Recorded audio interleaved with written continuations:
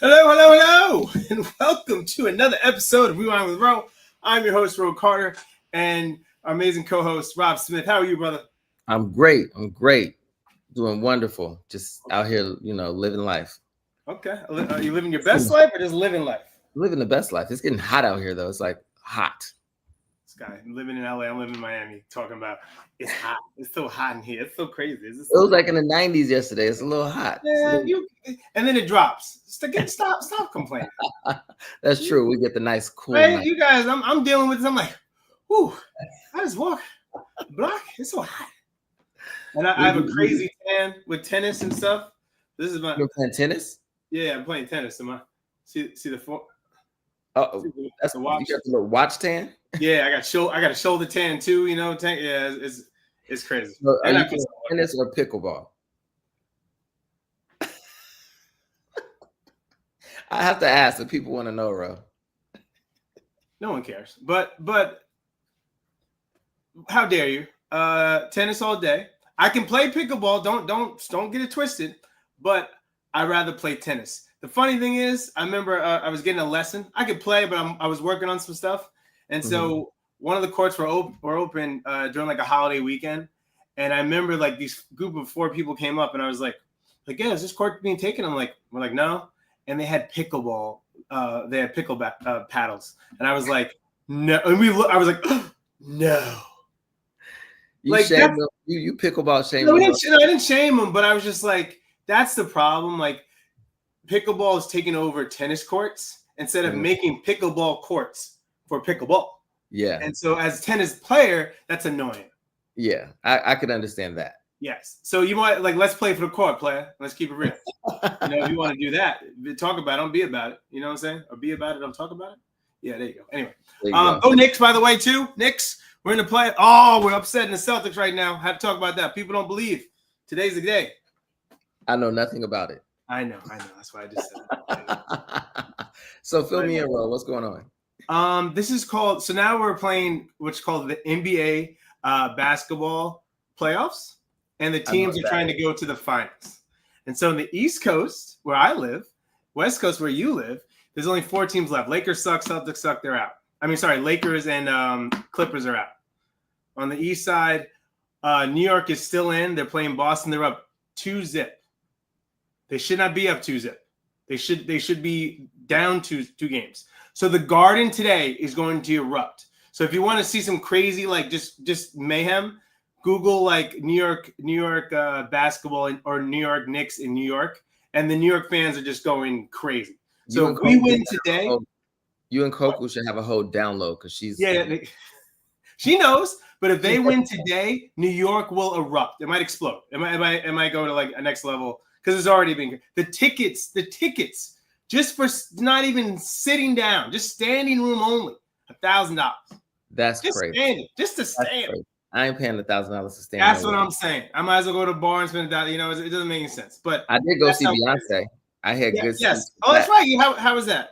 I sat down. I was sitting in the front row of the first level up. So it was perfect because nobody's cowboy hat was blocking my view. Oh, that's true. I didn't think about that. Everybody got cowboy hats on. Everybody has that. So I was like, I'm not getting a pit ticket because I don't want to stand up for 3 hours with cowboy hats blocking my view. And I didn't want to sit on the floor in those plastic chairs with cowboy hats everywhere. Okay. So the first row up, the first level up is those nice plush leather seats. Nobody obstructing your view. Stage is right there. It was perfect. It was amazing. Beyonce was phenomenal as always. So, as this tour. What's your favorite song on the album? Well, 16 Carriages, I love Blackbird, and she performed both of those. And she doesn't just. Sorry, what is her best performance live on that album? I don't know. There's so many. I mean, they're all so different. Were you surprised by hey, I heard that song before in the album, but I was like, oh my God, to see her live. Sometimes when people perform a certain song live, oh, I never even envisioned that song to be that good. I don't know. I think less than one song, it was her entire production, because I think one thing that she did, which I thought was really beautiful, was she really talked about Black history and Black heritage, and she into her show in a very activist way, talking about the erasure of Black history and making sure that like she cemented the fact that we are powerful and we built this nation. So like that message resonates through in her entire show. She also does a lot of brand marketing in the show, but it's very seamlessly done. So, you know, her hairline Sacred, and then her whiskey brand Sir Davis, they incorporated it into the show. Were they selling that at the event? They had activations before the show, so you could walk around and like buy merch. There was a activation. There was a Sir Davis activation, but that one was only available for like the first 3 shows, and then it went away. Okay. But you could buy it at the bar. You could buy the Sir Davis cocktails at the bar. So it was really well done, and she incorporates it all into the show. So it was fun and exciting. It was great. And then I went to Ojai to support my acting coach. He's producing a play there called Ironbound. I think Ironbound. Well, it's John Bernthal stars in it, and my acting coach Josh Baton, he produced it. It was amazing. Yeah, so I don't know what's gonna happen with this play in the future, but it was really good. Nice. All right, well rounded. Got a little bit of everything for you. Yeah. All right, guys, let's do it. We have 2 movies. Well, one's actually a series. There's 6 episodes now out on Netflix. Another one is a movie that came out on Prime, and that came out a couple of weeks ago. But Rob, it went through his filter, and he was like, you know what? Let's look at that. And I was like, all right, Rob, let's do it. So I'm going to take the first half. Rob will take the second half. We're going to do 2 shows today. So basically it'll be 4 Seasons. It was out on Netflix. Just came out the other day. And then the next one will be G20, and he'll go into that. So 4 Seasons recently just came out. It's basically a decades-long friendship between 3 married couples, which would be 6. And it's testing their friendship through one friend's divorce. And so basically the 4 seasons when they would all meet up at least quarterly and like, hey, whether it be summertime, they have a winter house, just catching up as friends always do. And then you find out their history within the show. But then one of them is not happy with where they're at. And it starts to question the relationships of others. Like, hey, are we happy with where we're at? Or is it just like we're part of the facade of like, hey, you know, we're married. This is life. This is what it is. Only 2 of the couples have kids. There's also a gay couple where Domingo Colman and Marco Cavallini. Is Cavallini or Covellini? Colman Domingo. I was just what is it? Domingo Colman? I like to call him that way. So Colman Domingo and Marco Cavani. So you guys I could mix it up. Mix it up. They're a gay couple in the show, and Domingo's character actually dated Tina Fey back in the day. So they're close in a friendship that is kind of interesting sometimes. You know, you ever have a friend as a gay friend, and like, you know, so you kind of left out as the partner about, you know, the nuances that they know and triggers that they know because they know each other in a different level of intimacy. I think I might be forcing that out, but in terms of like, hey, you know what, I'm still loving you even though you're not into me, but let alone into us, or into women or men, whatever it is. But we're not judging you, but we're accepting you in a different way. So there's conversations that you're easier to get into than you can with your significant other. So sometimes that plays a part in their relationship and in her marriage. In the first 2 episodes, that's all we're going to do today because Rob's going to catch up. But the first 2 episodes, basically, it introduces the couples to us, starting basically on a winter vacation. They're driving up. So Tina Fey and Will Forte, he plays Jack, her husband. They pick up Colman Domingo and Marco Cavallini, and they're going up to the winter house. And then that's when we meet Steve Carell and his wife, and played by Kenny Silver. And they're happy, they're drunk, you know, and catching up like everyone does, you know, in the winter when you're trying to catch up at a snow house and you just remembering the days you had and stuff like that. But then part of that, there's times when people get a chance just to catch up and they take walks, and Steve Carell's character opens up about, hey, you know what, I'm not happy. I think I want to get out of this marriage. And so the biggest question, you know, and I said to Rob, you know, when you're in a relationship and you've been with a certain group of people for so long, what do you do, right? How do you just like respectfully listen, or do you put your 2 cents in, or do you say, hey, you know what, fight it out? And so that's what we kind of see play out throughout the episodes. What do you think, Rob?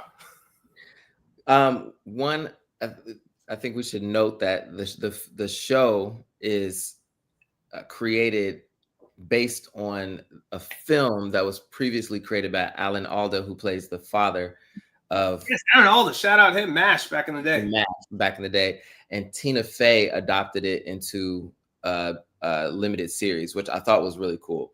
And I love everything that Tina Fey does. I think she's a phenomenal comedy writer. I think she's a phenomenal actress.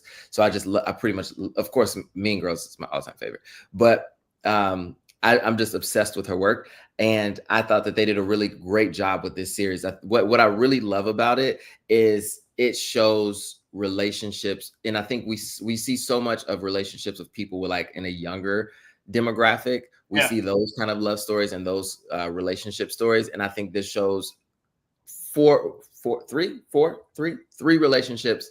I was trying to think of how many couples. Three. Well, then because something happens later, so it will be four. But but it shows people of a certain age in relationships, and we kind of get to see the beauty of it, the humor in it, the fear of like what's to come, the fear of walking away from something you've had for a long time. Like we see all of these elements, and I thought it was a really fun roller coaster, even in the first 2 episodes. So I'm obsessed with it in a way that I didn't think I would be. So I think this is one of those TV shows where people might see the promo for it and they'll be like, oh, I'll watch that another time. But I think they should absolutely dive in and watch the show because it is so layered. And you do follow all of these couples who have varying relationships with one another. And it's kind of a journey of self-discovery for each couple, each person in each individual relationship, and then them all as friends collectively as well. So I thought it was impeccably done.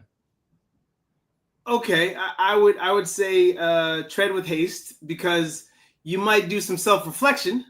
You're leaving that part out, Rob. It might be some, and there's some deep conversations. Again, he didn't see the whole thing, but it gets really deep. And after the first 2 episodes, so again, he is right to say stay along for the ride. But there is some deeper conversations that need to be had, especially, in your relationship. Are you happy? What does happiness mean? I make jokes all the time because like all my friends are basically married. And so like I'm still in a relationship, but not dating in relationship. Is that dating?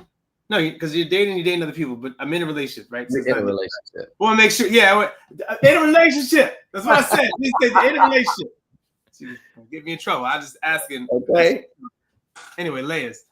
So my point is that when you're not, when you're in a relationship, it's a little bit different than you're married, you have kids and all that stuff. The responsibilities are a lot different and there's a lot more at stake. And so, I always make the joke. I was like, man, you guys ain't got the cholesterol for these young people nowadays, man. They will kick you out. You know what I'm saying? Like, and they talk about that too, which I love is real. Like, like dealing with the little nuances of people that are just so annoying that you just like, hey, I think it's better when you know your annoyance versus not knowing what you're gonna get in. It's like I already know this annoys me about the person I'm married to or I'm in a relationship with, but I love them for that no matter what. Versus now you have this other new things. You're just like, oh God, I can't do this all over again. And so to have that patience again, but there's also some new life. And Steve Carell's character, he opens up to, man, I feel young again. I feel this energy, and she's just so old and like bringing me down. And so I think there's in any relationship, right? There's sometimes there's going to be those draws where you're like, what's going on? Why are we like this? And it's up to real mature people, I think, sometimes really have those deep conversations, respectfully, and be like, hey, you know what? I love you. I want to work this out. How can we make this better? And, if you've tried everything and it still doesn't work, at least you gave it, your all, versus like, you're just like, I don't want to deal with this, and you move on. So, like I said, it's some deep conversations. And then also the gay couple, they're swingers. So that's another thing that leads into layers of that stuff too. I'm like, it sounds fun, but there's, it can get to very complicated as well. So, yeah, absolutely. And I think one of the things that really stuck out to me was how, as each couple saw Steve Carell's character dealing with the circumstance in his relationship, it started to make them confront truths about their own personal relationships. Yeah. Like Colman Domingo's character, for example, doesn't realize how often he lies to get what he wants, but it's become such a habit for him to do it that he brushes it off as like just a necessary kind of activity to get to where he feels like he can make his partner happy. Yeah. But his partner sees it as a betrayal. And as he starts to uncover more and more and more layers of like little moments where he lied, some of those little moments were big, impactful parts of their relationship. But to him, it was like a small little lie that was just to get them over the hurdle of a hump that could have been there, as opposed to working through it. So it was really interesting to see that. And then we saw on Tina Fey's side where they're confronting the idea of are we really happy with where we are in our relationship? Should we be more intimate? Should we do these things differently? Opening up the conversation of, if you're ever unhappy, please tell me, because I don't want you to hold it in. And then we end up at a place where we never talked about our own, issues in the relationship. And now we're walking away from each other at 60. Like, it was very interesting to watch how that dynamic affected all the other relationships. It's crazy. I had a friend, and his dad came out later, like in his 70s. And I was like, yo, that's crazy. And again, still loving everybody's, but it's just like his mom and his wife. I felt, I just felt for that. Like, if I could imagine, I must feel like a betrayal, right, of some level. And to have no clue is another thing. I'm like, really? Didn't that just happen with Diane von Furstenberg? Her husband. Oh yeah, but she knew all the whole time. That's I think at that point, and that was, I don't want to get in that conversation, but that's crazy, because I hope he was doing a lot of stuff for the LGBTQ community, because that's a huge miss, for donations and opening up conversations that a lot of people don't want to hear. But when you got billions, supporting that, it really opens up the conversation of letting more people in. And so I really hope behind, I don't know him well enough to, to say like, oh, he's an awful human being. He hasn't done anything. He could be doing it, but just on the low. But I hope what their relationship is. They might have a. Yeah, of course. I'm just saying for overall, for a certain demographic of people, when you're coming out, you've missed an opportunity to really help out a huge bulk of people, because you were just, in the closet and keeping it silent. When I'm sure a lot of people knew your business. Again, you get to a certain age, like, what do you care? Seriously, what do you care? I've always asked people, and you come at me if you want. It's my opinion, but I was like, no. I'm saying at this point in your life, I think it's more easier to come out than it's ever been. In terms of like, there's more things, more outreach for you than ever. Back in the day, it's like if you were a young gay kid or just a kid confused, didn't know who they were and everything, it was like, good luck, and that was it. Or you got bullied, but now I think there's more outlets for people to talk and have these conversations where you can find more people like you, that you feel the support. So I always find it weird. I'm like, man, come on, man, you have more I don't know. There's more outreach than ever before, I think.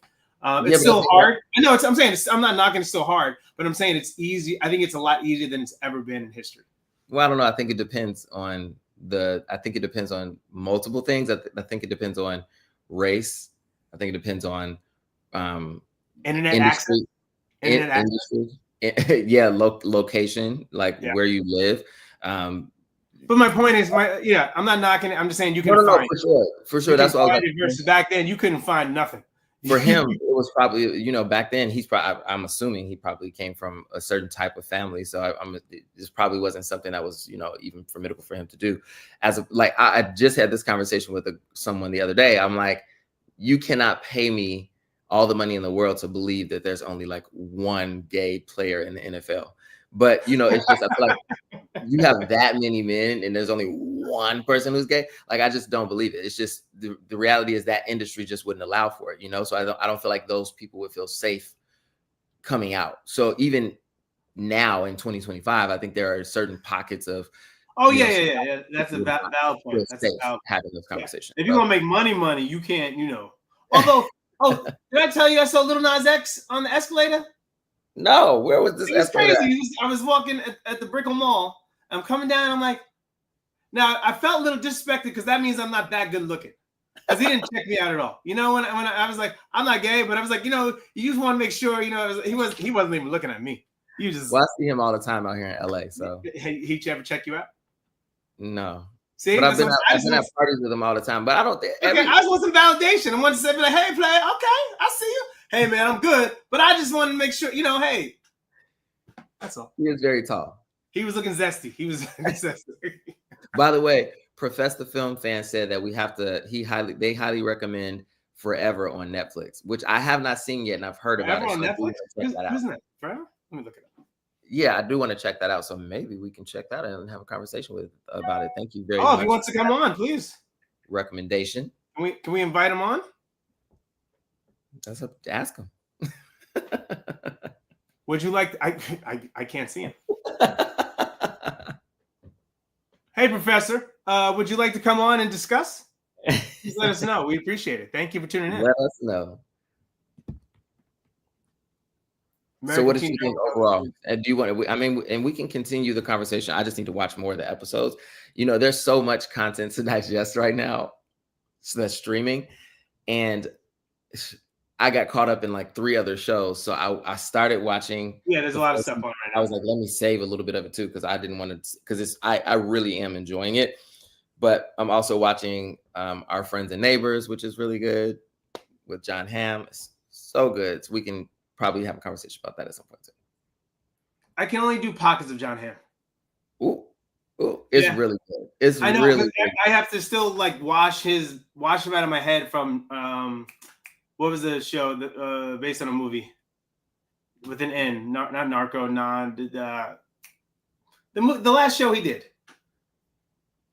The John Hamm. He got nominated for the in like Wisconsin in the snow. He was like a mobster. Oh, I don't know what that is, bro. Okay. All right, we'll get back.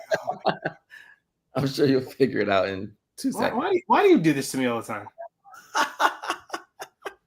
your lack of like you should know. You know what? Fargo. Oh, got it. I didn't know. I never watched Fargo. All right. Anyway, moving right along. So I would. Overall? What is that? So what did you think overall? Well, again, I've seen the whole thing, so it gets even deeper. There's some real conversations. You know, a lot of the relationships get tested, and some new people come in into the picture. Also the relationships with their kids, that kind of has a strain as well. I don't think a lot of people talk about that. And one of the daughters is an actress, and so she acts out this play that you see later. You're like, oh, hello. And I'm not to give too much away, but you really see, the toll that relationships have on kids. And you might not see that as the parent because you're just trying to be happy. And so you might think of happiness like, hey, my kid has a roof over his head. I talk to them. We communicate. My wife might not like me right now, but she's set up financially, so she's good. So what's the problem? I'm just trying to be happy in my life. And you forget in your happiness, it's very selfish, and you ignore the little things that you think are not little, but are really big. And so until someone like really puts it in front of you, like, hey, I know you don't think this is big, but it is, and this is what it is. So you find out a little bit more about Steve Carell's character later, about who he has been as a husband. And so you kind of not a fan of that, but then it's crazy what happened. Oh man, you're gonna be woo! Out of nowhere, you're gonna be blinded. Nowhere, blindsided. Yeah, I'm excited to get through the rest of it. Like I said earlier, I highly recommend people watch the 4 seasons. Again, I know that from the appearance of the promotional material and the trailers, it might not look like a super engaging, exciting show, but I think once you get into it and start investing in it, it's complex and exciting and different, and I love it. And of course, anything Colman Domingo does stuff, I love. What's up with the shades? Domingo Colman, yes. Not you mixing this man's name up. I like Domingo Colman. I don't like Colman Domingo. That's his new person. All right, moving right along. So check it out. It's on Netflix. I think it's probably number 1 or number 2 right now. So it's a fun little ride. And I would say if you are in a little rough spot right now with your significant other, it may be a good conversation piece, but it might open up some Pandora boxes that you don't want to open up. But I think it might cause you to have conversation too, which might be. Yeah, I'm just saying, be prepared to have a conversation. Like, because they might be like, you do that. I'm like, yeah, okay. So, just preparing you. Be safe. Perfect. Anyway, moving right along. All right. So the next film we're going to talk about is G20. I know we're a little bit behind on this. It is my fault, Ro. You're right. I have been meaning to watch the film, And again, there's just so much content being thrown at us from a streaming perspective, and it kind of got lost in the shuffle of my brain. But G20 is a 2025 action film that's directed by Patricia Riggin. The film stars the incomparable Viola Davis, which is I can't imagine how I did not remember to watch this film. She stars as U.S. President Danielle Sutton, which I think is also great. She's playing a Black female president of the United States. The film debuted on Amazon Prime in April of this year, and it's a high-stakes political drama, and is set in Cape Town, South Africa. So she goes to the G20 summit in Cape Town, South Africa, with all the other leaders from across the globe. And we're met with a terrorist threat, which has them locked into the property where the G20 summit is being held. And it's this high, intense process of Viola Davis, again, President Sutton, and her Secret Service agent, who is played by, what is the, I know his name too. Anthony Starr. No. He plays the villain. Sorry. I'm sorry. Roman Rodriguez. Roman Rodriguez. Sorry. Yeah. So he plays her Secret Service agent, and it's a pretty stellar cast because you also have Anthony Anderson playing her husband, and you have Masai Martin playing her daughter. So I think it was a really well-rounded cast as well as some other high, big name players who play some of the politicians from other countries as well. So I loved it. Lots of action. I love seeing, I thought the storyline was cool. It was interesting watching Viola Davis in like this, action hero position. Again, I know we've seen it before, but this was we saw her in Woman King, but this was much different. This is, I think it's the same thing. She just has a gun and a knife. Yeah, a gun and a knife instead of a instead of a spear and a shield. But I also love that, she plays a former Iraq war hero, and we see her go through the motions of, feeling like she wasn't necessarily a hero, and but watching her like kick into action as the president who has, real world experience in combat and actually take over to help negotiate the release of hostages, and of course in the end have to save her family who gets caught up in it as well. But go ahead, Ro. What are your thoughts? Professor Film Fan says that was funny, the Wakanda line. He's like, "What, you guys from Wakanda?" I was crying. There's a lot of good one-liners in there, but that was hilarious. That was hilarious. So anyway, what I love about this film is that we see a Black woman as president. And for all of these things that happen in this world that we live in now, unfortunately, we have to see it on screen first. It's true. We watched 24, Jack Bauer, first Black president was in that. And then later on, what happened? We got Obama. So I'm just saying, I think we have to see, people have to visualize, see stuff on screen. And then they're like, oh, I can accept that now. Okay, maybe that's okay. So I love that. I love the casting was amazing. Shout out to Ramon Rodriguez. He's from New York. We used to play ball at the 14th Street First Y. So I've really watched his career since he did Transformers back in the day. Now he's got his own show on TV, Will Trent. So I've really seen like this guy work, and I'm like, he's really made it. So shout out to him, man. He's been putting in the time, and it's nice to see people like, I can't wait for you, Rob, your time as well. When you see people like you work with, you're like, oh, wow. And you see that level of you like, okay, here we go. Shout out to the cast, basically a Blackish, Anthony Anderson, and Masai Martin, it's tough for colored girls, especially young colored girls, to get a job again. So I love that they hired her. It's usually you get the light girl, what I'm saying? You get the Black girl for the role, but she's the light skin. So I love the melanin in this, and I love movies like that because it's opening doors for more people. And her brother, they played a great relationship. I love that she was a tech nerd and she was breaking into everything in the White House. Like, really? Oh, watch out, Mom. I can do this. Like, you can't be breaking out of this and all that stuff. So I love that, the intelligence of these Black characters as well. So it wasn't just some kids like being annoying. It's like, no, I'm smart. I know what I'm doing. I'm not happy where I'm at. And I challenge you, Mom. And you're challenging the president. So I pictured Michelle Obama like going at it with her daughters. And shout out to her daughter that just did the commercial for one of the WNBA basketball players. So it's a really good commercial. So I just love that the nuances and the levels that it has. Anthony Anderson wasn't in as much as I would like for him because he can definitely like fill the room with comedy, but I still love it. Even he got into some action. The only thing I would knock on this film is to knock anything. It felt kind of rushed at sometimes. Like I wanted to more of a development because you're trying to put everything into one, but you're like, okay, she's president. She's trying to have something settled. This thing gets stolen. Now it's a G20 summit, and then everything happens, right? So it's just like fast. And again, that's action movies as a whole. But I think when you have heavy hitters like Viola Davis, like you can slow it down a little bit because that's why we tune in. We don't tune into Viola Davis, shooting like 50 people in a room. She's not Jason Statham. Right. we tune no seriously, but we tune in to see Viola Davis, take control of the scene, and she did have a couple of those moments. We're like, oh. And she spoke on things, and that's what I love, that truth about her. She's always going to keep it real, but I wish we just had a little bit more of that. Otherwise, it's a fun ride, fun, exciting movie to kind of just watch things just blow up. Yeah, I think you hit on one thing that I really love too. At first, I was like, I don't know. I was like, I don't know how I feel about this when they were showing the dynamic of the relationship between Masai Martin's character and Viola Davis's character. But it's really it makes you think about it though, like even.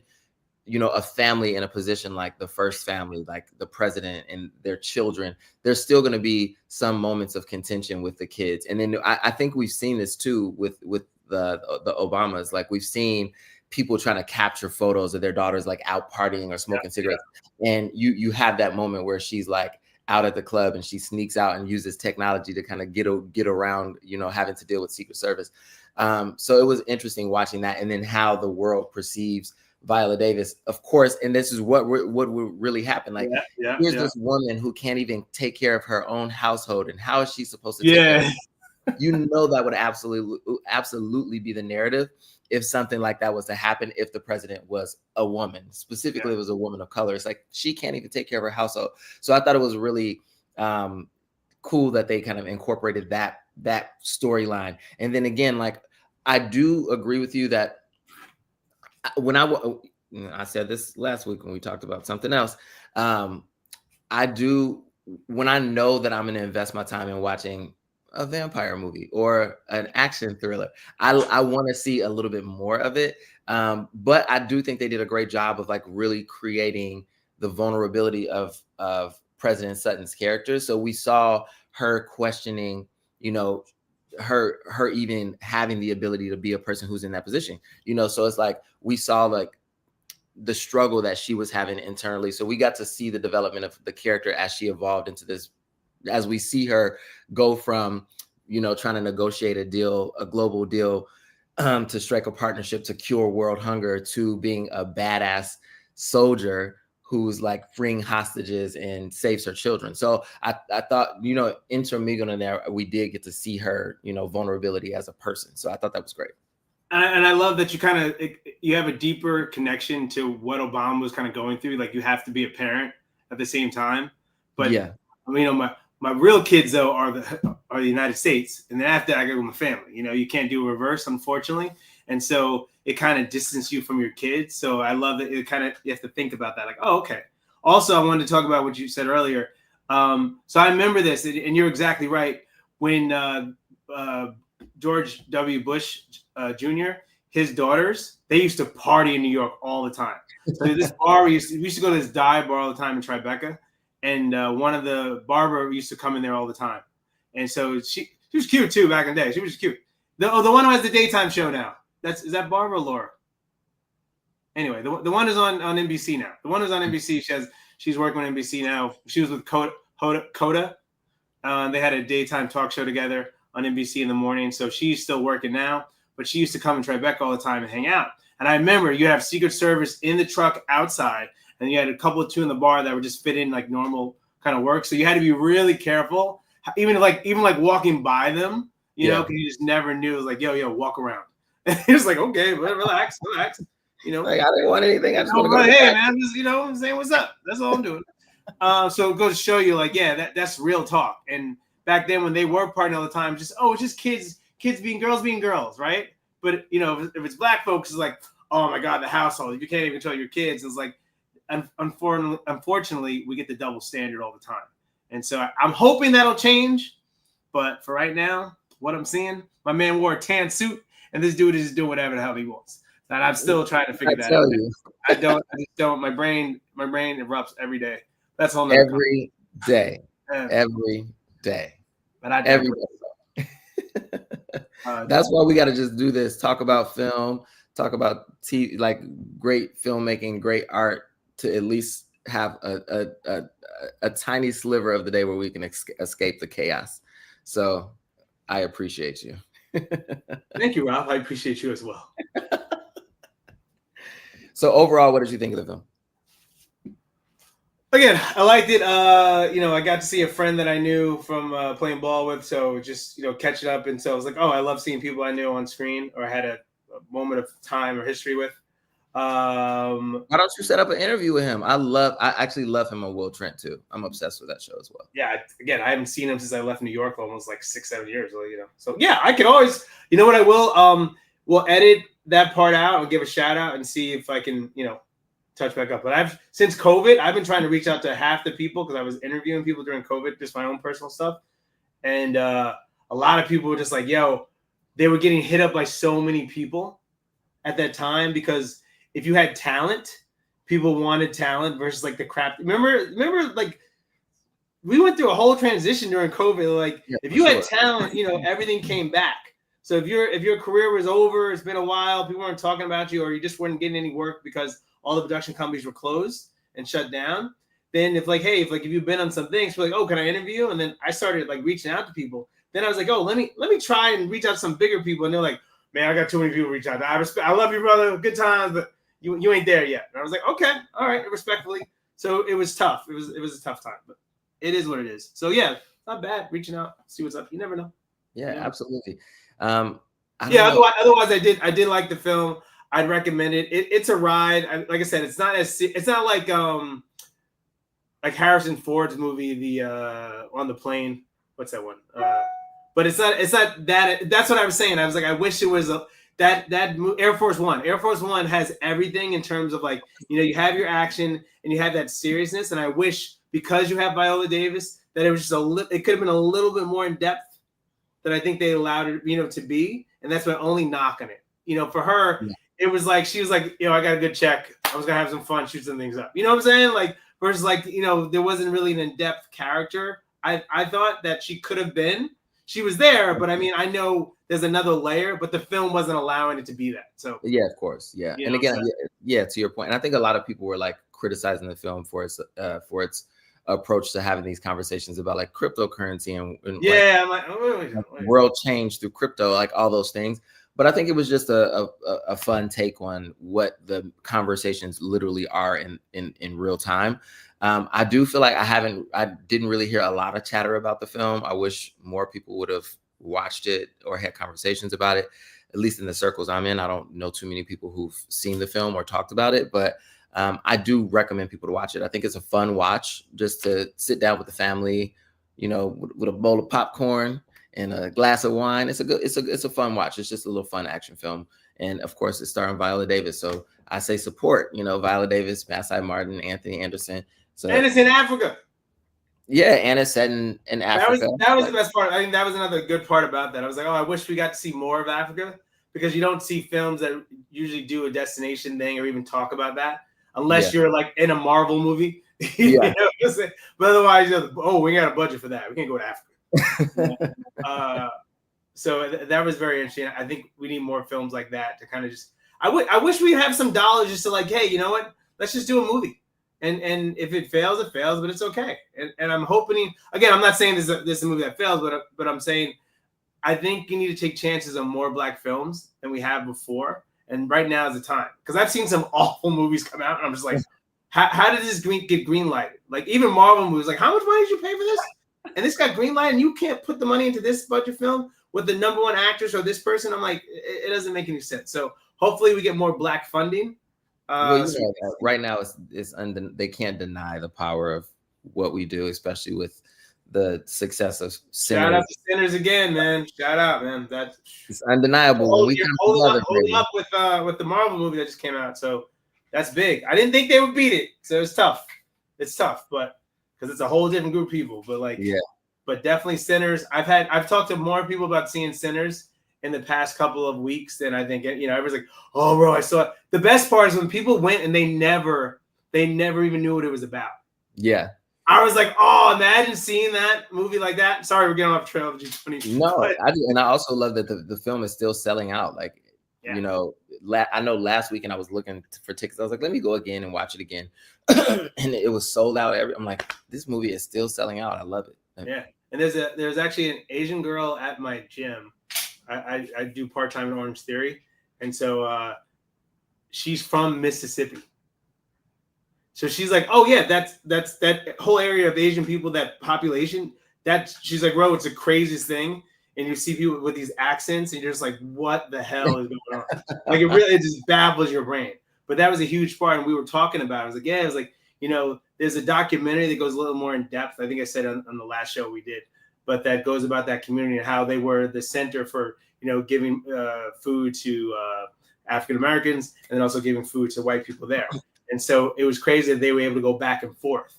And civil rights movement, again, we're not being thanked for that, but that was a big part later on in life that they had already opened up a path for them. So it's like, another good thing Black people do, So we do great things, That's what we do.